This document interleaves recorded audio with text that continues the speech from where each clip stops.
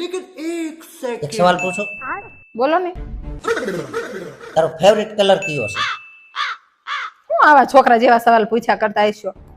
अभी बता दे भाई, अभी बता दे।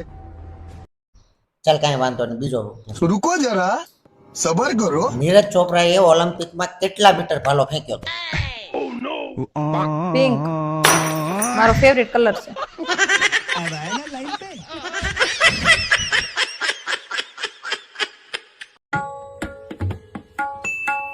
એટલે આજે ખાવાનું શું બનાવ્યું?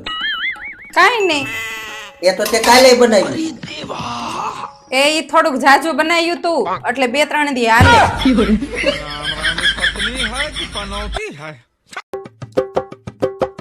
એ વાતાવરણ કેવું એકદમ વરસાદી થઈ ગયું છે હો.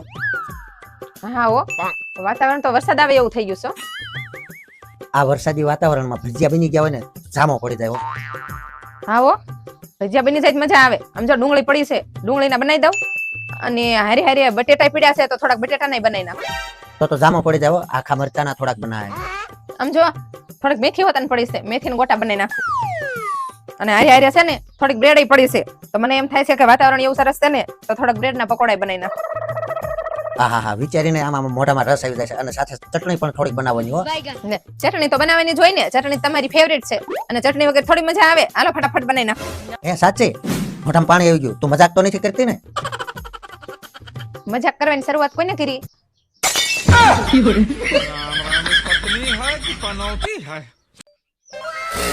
આપણે ગમે એટલું કામ કરવી ને તો આપણે તો ક્યારેય કદર જ ન કરે.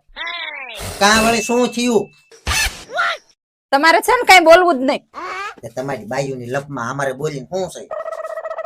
એ આ પૌણી આવી ને પછી અમે કોઈ દી સુખ ન ભાળ્યું ક્યાંય. તે હારું છે ને, તે સુખ નથી જોયું તું. કાં વળી? તું પૌણીને આવી ને ત્યારે 45 કિલોની હતી અને અત્યારે તું 78 કિલોની થઈ. જો તે સુખ જોયું હોત ને તો 150 કિલોની હોત.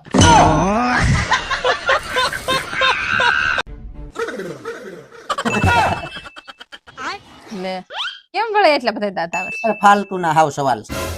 લે કેવો વળી સવાલ?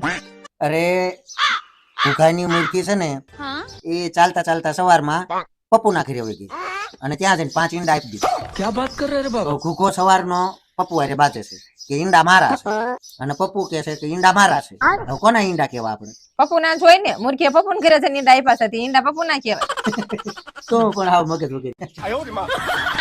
હજી કેમ એટલા બધા દાંત કાઢો છો? તો તમે જ કયો ઈંડા કોના હતા? એ ઈંડા મુરગીના જ હોય.